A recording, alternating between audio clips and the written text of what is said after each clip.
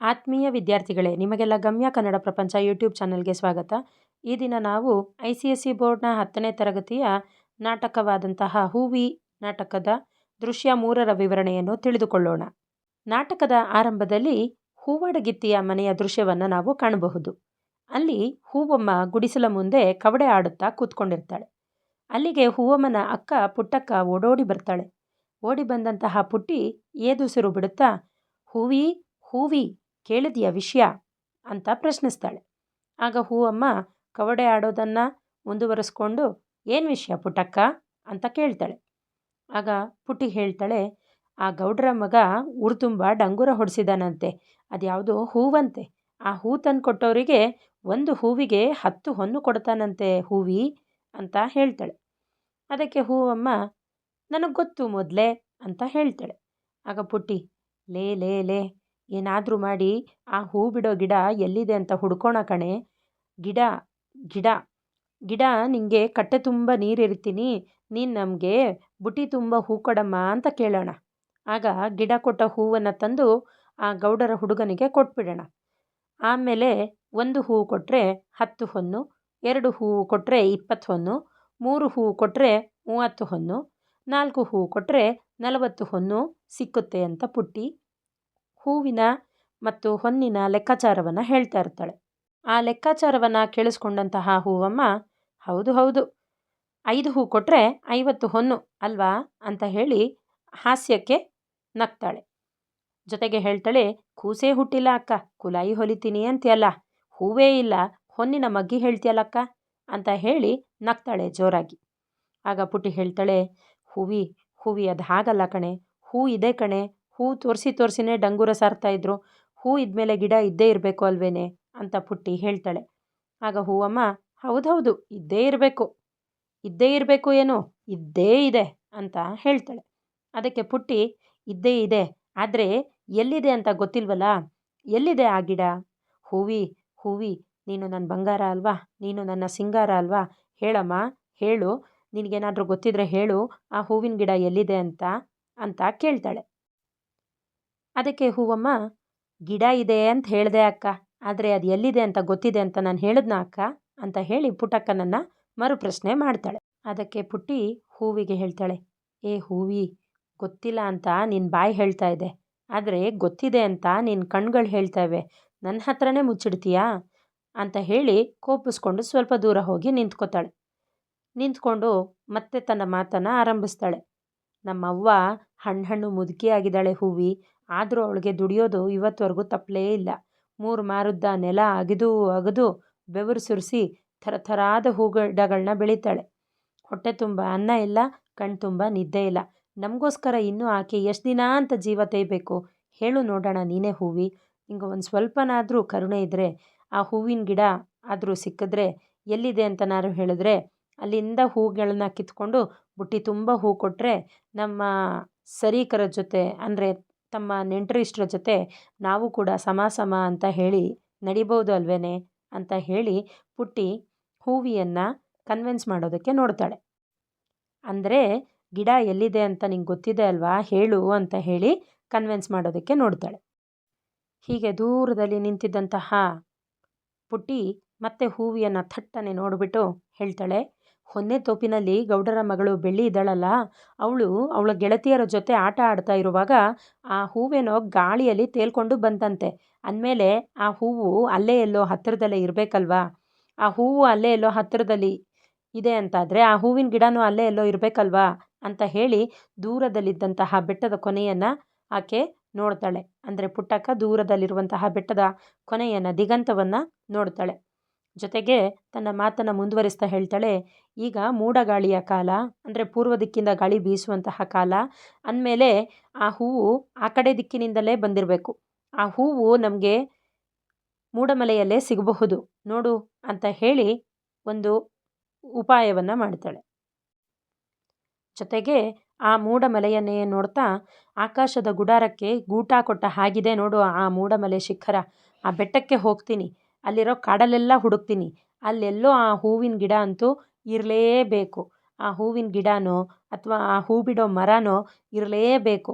ಎಷ್ಟು ಕಷ್ಟ ಆದರೂ ಪರವಾಗಿಲ್ಲ, ನಾನು ನನ್ನ ತಾಯಿಗೋಸ್ಕರ ಅಲ್ಲಿಗೆ ಹೋಗಿ ಆ ಹೂ ಬಿಡುವಂತಹ ಮರವನ್ನು ಹುಡುಕಿಯೇ ಹುಡುಕ್ತೀನಿ ಅಂತ ಪುಟ್ಟಕ್ಕ ಹೂವಿಗೆ ಹೇಳ್ತಾಳೆ. ಪುಟ್ಟಕ್ಕ ಮೂಡಮಲೆಗೆ ಹೋಗ್ತೀನಿ, ಹೂವನ್ನು ಹುಡುಕ್ತೀನಿ ಅಂತ ಹೇಳುವಾಗ ಹೂವಿ ಹೇಳ್ತಾಳೆ, ಆ ಮೂಡಮಲೆ ಶಿಖರನ ಅದನ್ನು ಹುಲಿರಾಯನ ಕೋಡು ಅಂತ ಹೇಳ್ತಾರೆ ಅಲ್ವಾ ಅಕ್ಕ, ನರಮನುಷ್ಯರನ್ನು ಇಡೀ ಇಡಿಯಾಗಿ ನುಂಗುವಂತಹ ಹುಲಿರಾಯ ಅನ್ನೋ ರಾಕ್ಷಸ ಅಲ್ಲಿದ್ದಾನಂತೆ ಅಂತ ನಾವು ಯಾವಾಗಲೂ ಕೇಳಿದ್ದೀವಿ ಅಲ್ವಾ, ಅಲ್ಲಿಗೆ ಹೋಗ್ತೀನಿ ಅಂತೀಯಲ್ಲ ಪುಟ್ಟಕ್ಕ, ನಿಂಗೆ ಏನಾದರೂ ಹುಚ್ಚಿಗಿಚ್ಚು ಹಿಡಿದಿದ್ಯಾ ಹೇಳು ಅಂತ ಹೂವಿ ಭಯದಿಂದ ಪುಟ್ಟಕ್ಕನನ್ನು ಕೇಳ್ತಾಳೆ. ಅದಕ್ಕೆ ಪುಟ್ಟಕ್ಕ ಹೇಳ್ತಾಳೆ, ಹುಚ್ಚು ಹಿಡಿದಿದೆ ಅಂತಲೇ ತಿಳ್ಕೊ ಹೂವಿ, ಪರವಾಗಿಲ್ಲ, ನನಗೆ ನನ್ನ ಹೆತ್ತಮ್ಮನ ಹಿತಕ್ಕಿಂತ ನನ್ನ ಬಾಳು ನನಗೆ ದೊಡ್ಡದು ಅಂತ ಯಾವತ್ತೂ ಅನಿಸಿಲ್ಲ. ಆದ್ದರಿಂದ ಬರ್ತೀನಿ ಹೂವಿ, ನಾನು ಎಲ್ಲಿಗೆ ಹೋದೆ ಅಂತ ಯಾರಾದರೂ ಕೇಳಿದ್ರೆ ನಾನು ಇಂಥ ಕಡೆಗೆ ಹೋದೆ, ಹೂವನ್ನು ಹುಡ್ಕಕ್ಕೆ ಹೋದೆ ಅಂತ ಯಾರಿಗೂ ಹೇಳಬೇಡ ಆಯಿತಾ, ಮತ್ತೆ ಬಂದರೆ ನಾನು ಗಿಡದ ಸಮೇತನೇ ಬರ್ತೀನಿ ಹೂವಿ ಅಂತ ಹೇಳಿ ಹೊರಡೋದಕ್ಕೆ ತಯಾರಾಗ್ತಾಳೆ ಪುಟ್ಟಕ್ಕ.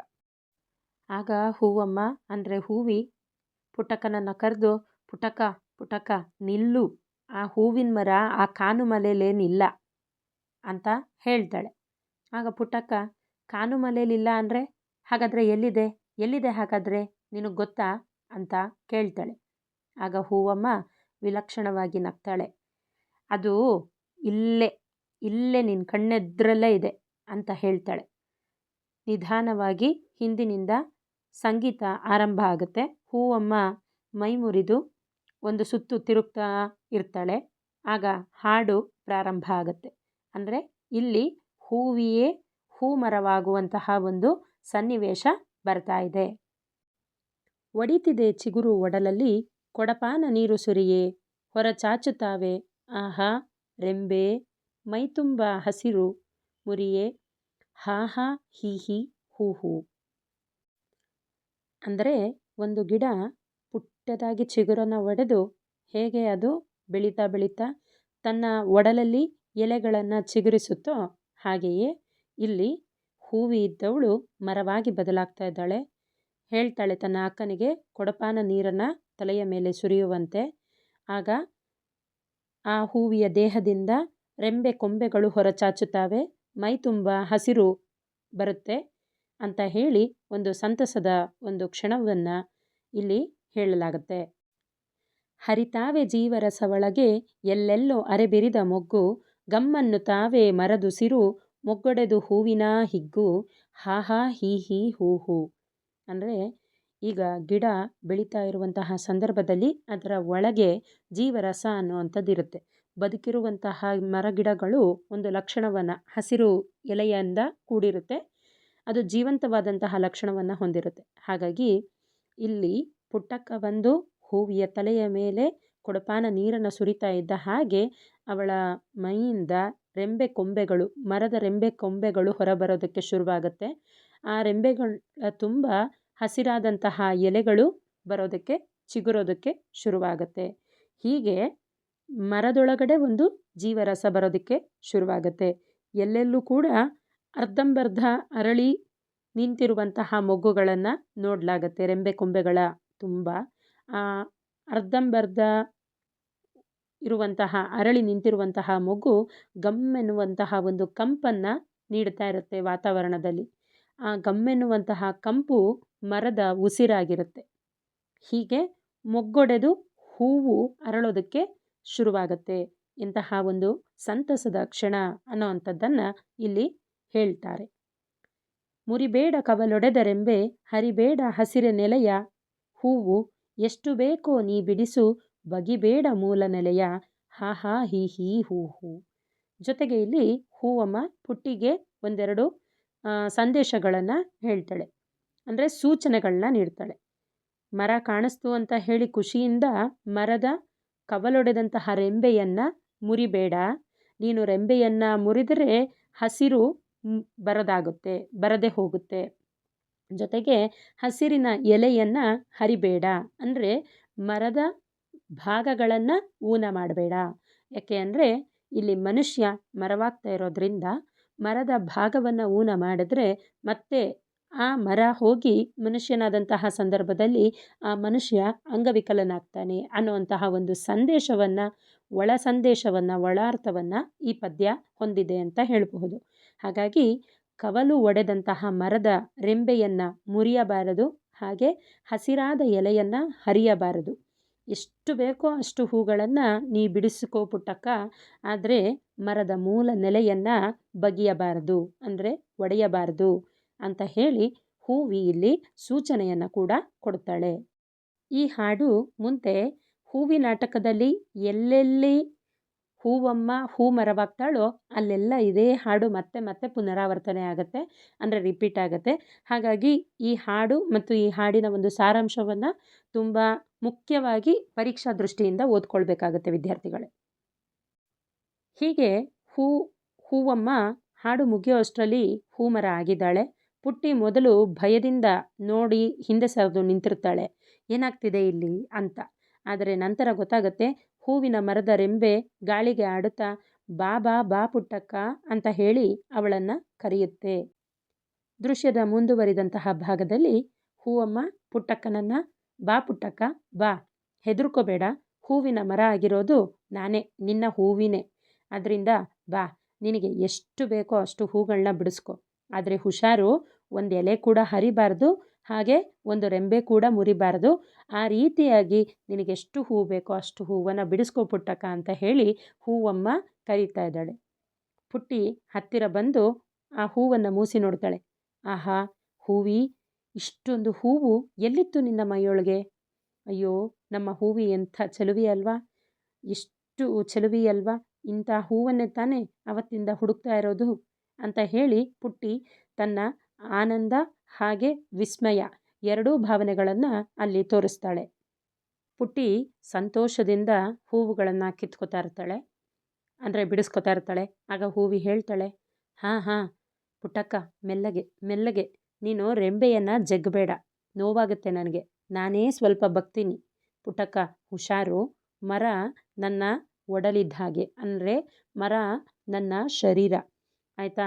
ಹಾಗೆ ಈ ಹೂವಿನ ಕಂಪಿದೆಯಲ್ಲ, ಆ ಹೂವಿನ ಕಂಪು ನನ್ನ ಉಸಿರು. ನಾನು ಹೂ ಅಂತ ಉಸಿರು ಬಿಟ್ಟರೆ ಒಂದು ಹೂ ಬರುತ್ತೆ. ಹಾಗಾಗಿ ನೀನು ತುಂಬ ನಿಧಾನವಾಗಿ ಹೂವನ್ನು ಬಿಡಿಸ್ಕೊ, ಇಲ್ಲ ಅಂದರೆ ಮರಕ್ಕೆ ಪೆಟ್ಟಾಗ್ತದೆ, ಮರಕ್ಕೆ ಪೆಟ್ಟಾದರೆ ನಂತರ ಹೂವಿಗೆ ಪೆಟ್ಟಾಗುತ್ತೆ ಅನ್ನೋಂತಹ ಒಂದು ವಿಚಾರವನ್ನು ಆಕೆ ಹೇಳ್ತಾಳೆ.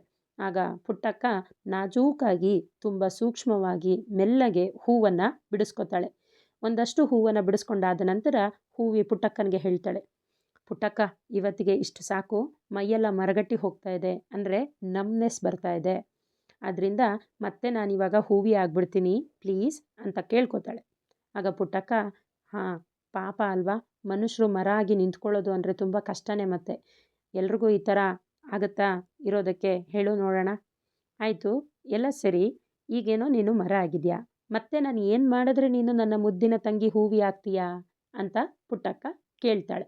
ಮತ್ತೆ ಹೂವಿ ಹೇಳ್ತಾಳೆ ಹಾಡಿನ ಮುಖಾಂತರ, ಸರಿತಾವೆ ರೆಂಬೆ ಒಡಲೊಳಗೆ ಕೊಡಪಾನ ನೀರು ಸುರಿಯೇ, ನಗೆಯಾಗುತ್ತಾವೆ ಹೂ ಮೊಗ್ಗು, ನೀ ಹೂವಿ ಎಂದು ಕರೆಯೇ, ಹಾ ಹಾ ಹಿ ಹಿ ಹೂ ಹೂ ಹೂ ಹೂ ಹಿ ಹಿ ಹಾ ಹಾ ಅನ್ನುವಂತಹ ಒಂದು ಸಂಗೀತದ ಆಲಾಪ ಹಿಂದೆ ಬರುತ್ತೆ. ಅಂದರೆ ಪುಟ್ಟಕ್ಕ ಹೇಗೆ ನೀನು ಮತ್ತೆ ನನ್ನ ತಂಗಿ ಹೂವಿ ಆಗ್ತೀಯ ಅಂತ ಕೇಳಿದಾಗ ಹೂವಿ ಹೇಳ್ತಾಳೆ, ಮತ್ತೆ ಅದೇ ಕೊಡಪಾನ ನೀರನ್ನು ತಲೆಯ ಮೇಲೆ ಸುರಿ, ಆಗ ನನ್ನ ಎಲ್ಲ ರೆಂಬೆಗಳು ಮತ್ತೆ ನನ್ನ ಶರೀರದೊಳಗೆ ಹೋಗುತ್ತೆ, ಹೂಮೊಗ್ಗು ಹೂವಿಯ ನಗೆ ಆಗುತ್ತೆ, ನೀನು ಮೆಲ್ಲಗೆ ರೆಂಬೆಗಳೆಲ್ಲ ಒಳಗಡೆ ಸರಿದ ನಂತರ ಹೂವಿ ಅಂತ ಕರಿ ಪ್ರೀತಿಯಿಂದ, ನಾನು ಮತ್ತೆ ಮರವಾಗಿದ್ದವಳು ಹೂವಿ ಆಗ್ಬಿಡ್ತೀನಿ ಅಂತ ಹೇಳ್ತಾಳೆ. ಹೀಗೆ ಹೇಳುವಂತಹ ಸಂದರ್ಭದಲ್ಲಿ ರಂಗಸ್ಥಳದಲ್ಲಿ ಹಿಂದೆ ಸಂಗೀತದ ಆಲಾಪ ಮತ್ತೆ ಬರೋದಕ್ಕೆ ಶುರುವಾಗುತ್ತೆ. ಮತ್ತೆ ಹೂವಮ್ಮ ಸುತ್ತುತ್ತಾಳೆ, ಒಂದು ಸುತ್ತನ್ನು ಸುತ್ತುತ್ತಾಳೆ, ಮರ ಆಗಿದ್ದವಳು ಮತ್ತೆ ಯಥಾ ಪ್ರಕಾರ ಹೂವಿ ಆಗ್ತಾಳೆ. ಅದಾದ ನಂತರದಲ್ಲಿ ಹೂವಿ ಮತ್ತು ಪುಟ್ಟಿ ಇಬ್ಬರು ಕೂಡ ಕೈ ಹಿಡಿದು ಸಂತೋಷದಿಂದ ಅಪ್ಪಾಲೆ ತಿಪ್ಪಾಲೆ ಅಂತ ಹೇಳಿ ತಿರುಗುತ್ತಾರೆ. ಕಿಲಿ ಕಿಲಿ ಅನ್ನುವಂತಹ ನಗೆಯ ಸದ್ದು ರಂಗಸ್ಥಳವೆಲ್ಲ ಮೂಡುತ್ತೆ. ಹೂವಿ ಹೂಮರವಾಗ್ತಾಳೆ, ಪುಟ್ಟಿ ಹೂವನ್ನು ಬಿಡಿಸ್ಕೊತಾಳೆ, ಮತ್ತೆ ಹೂವನ್ನು ಬಿಡಿಸಿಕೊಂಡ ನಂತರ ಹೂಮರವಾಗಿದ್ದವಳು ಮತ್ತೆ ಹೂವಿ ಆಗ್ತಾಳೆ ಅನ್ನುವಂತಹ ಒಂದು ವಿಚಾರದೊಂದಿಗೆ ದೃಶ್ಯ 3 ಮುಕ್ತಾಯ ಆಗುತ್ತೆ. ಮುಂದಿನ ದೃಶ್ಯಗಳಿಗಾಗಿ ನಿರಂತರವಾಗಿ ಗಮ್ಯ ಕನ್ನಡ ಪ್ರಪಂಚ ಯೂಟ್ಯೂಬ್ ಚಾನಲನ್ನು ಲೈಕ್ ಮಾಡಿ, ಶೇರ್ ಮಾಡಿ, ಸಬ್ಸ್ಕ್ರೈಬ್ ಮಾಡಿ. ಧನ್ಯವಾದಗಳು.